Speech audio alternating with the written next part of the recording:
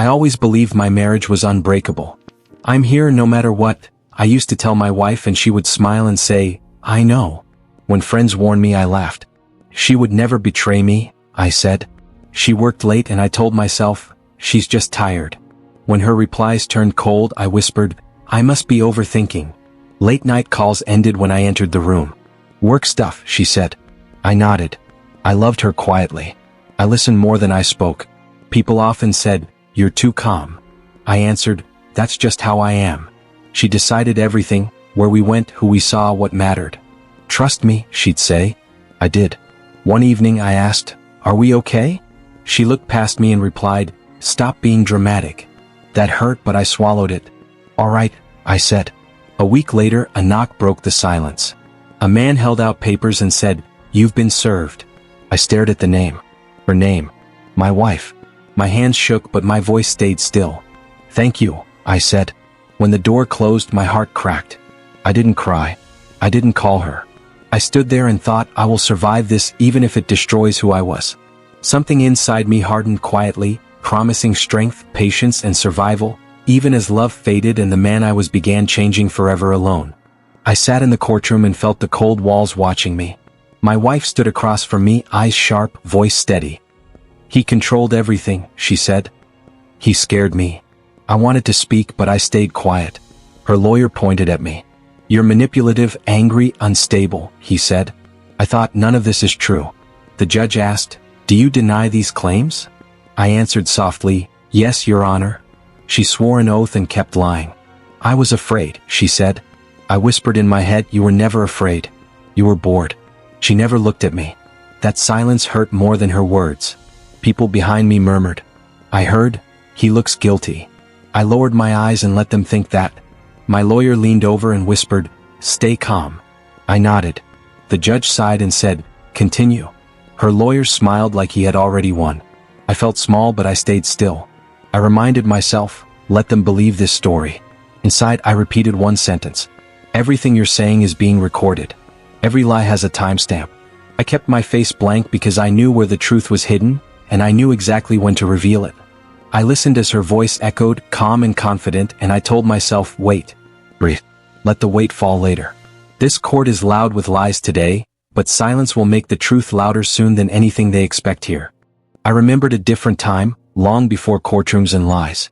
My old coworker Mark once told me, never trust one copy. I laughed and said, I'm not paranoid. He replied, you're not careful enough. I worked quietly, filing documents, saving backups, double-checking records. Details matter, Mark said. I listened. When my wife mocked me, she'd say, you plan nothing. I smiled and answered, you know me.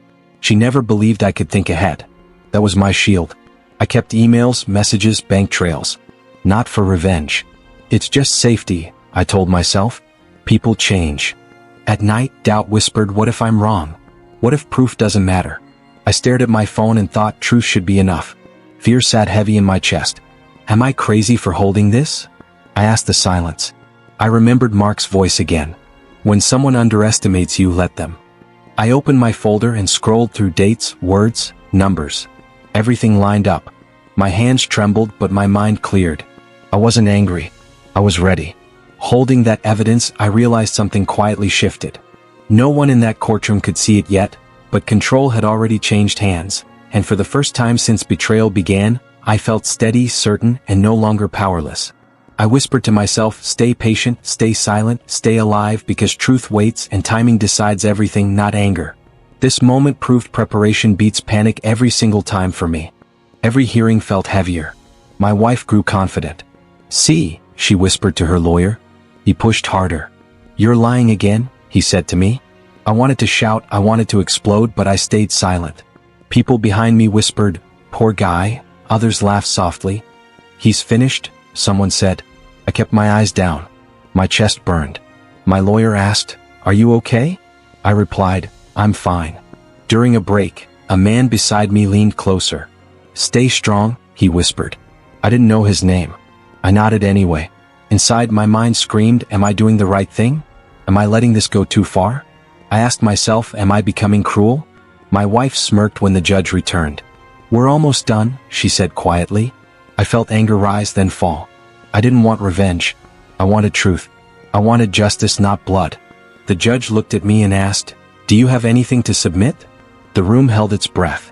My heart pounded. For weeks I had waited for that sentence. I stood up slowly and said, "Yes, Your Honor." My hands shook, but my voice stayed calm. In that moment, I chose truth over rage, patience over revenge, and silence over screams. I wasn't weak. I was waiting, and everyone in that courtroom was about to understand why. This decision changed everything for me forever from that day. I handed the folder forward. "These are emails," I said. "Read the dates." Her lawyer snapped, "Objection," but the judge replied, "Overruled." I added, "Messages, bank records, call logs." Pages flipped fast. The room stopped breathing. My wife whispered, "That's not what it looks like." Her hands shook. "I can explain." I said, "You already did. Under oath." Her voice cracked. "I didn't mean," the judge cut in, "answer clearly." Her lawyer stammered, "We need time." I said, "Every file matches her testimony timelines." The judge asked, "Are these authentic?" I replied, "Yes, Your Honor." Silence spread. I felt pain, relief, sadness collide. I wasn't celebrating. I was finishing something. My wife finally looked at me. Pride was gone. Fear lived there. "Why?" she mouthed. I answered quietly, "You never asked who I was." The judge said, "We will take a recess." The gavel tapped once. Chairs scraped. My wife kept staring. Her eyes begged, not blamed. I breathed out and thought, this isn't victory. This is closure. I sat down holding the truth steady at last. No one spoke. A woman behind me whispered, "Oh." I heard a pen drop. My lawyer said, "That's clear." The judge looked tired. I felt older. My wife swallowed. "I was scared," she said. I replied, "So was I." The truth stood between us, heavy, final, undeniable, ending years of lies today, here, now, forever, for us, alone, broken, exposed, accountable, silent, still. I walked back into court and the tone had changed. My lawyer whispered, "Your name is cleared." I nodded. My wife sat alone now. No smiles. No shield. Truth did what I never tried to do. Outside she rushed toward me. "Please listen," she said. I stopped. "I am listening." She cried, "I'm sorry. I was scared." I answered, "So was I." She said, "I didn't think you'd fight back." I replied, "I wasn't fighting you. I was protecting myself." She reached out. "Can we fix this?" I shook my head. "Forgiveness doesn't mean going back." Her voice broke. "I lost everything." I said, "You lost trust." I felt no rage. That surprised me. I felt light. Free. I thought anger kept me trapped. Truth opened the door. My lawyer said, "It's over." I said, "For me too." She whispered, "Do you hate me?" I looked at her and said, "No. I outgrew this." She stepped back, small, exposed. I walked toward the exit alone. Each step felt steady. I didn't win her downfall. I won my life back. Karma spoke without my voice and I finally listened. I learned silence can be power, walking away can be justice, and survival means choosing yourself, even when love once felt like home, because peace is earned when truth stands and lies fall alone at last, without fear or regret, ever again. I stepped outside and breathed. My friend said, "You okay?" I said, "I will be." He nodded. "One day at a time." I answered, "That's enough." I rebuilt quietly. A clerk asked, "New start?" I said, "Yes."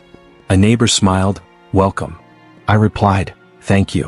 Nights were calm. I told myself, peace is progress. When memories knocked, I said, "Not today."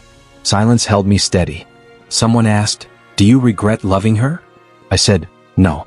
I learned." Another voice said, "You won." I shook my head. I chose myself. That felt different, stronger. I met her once more by chance. She whispered, "I'm sorry." I said, "I accept it." She asked, "Can we talk?" I replied, "I'm done talking."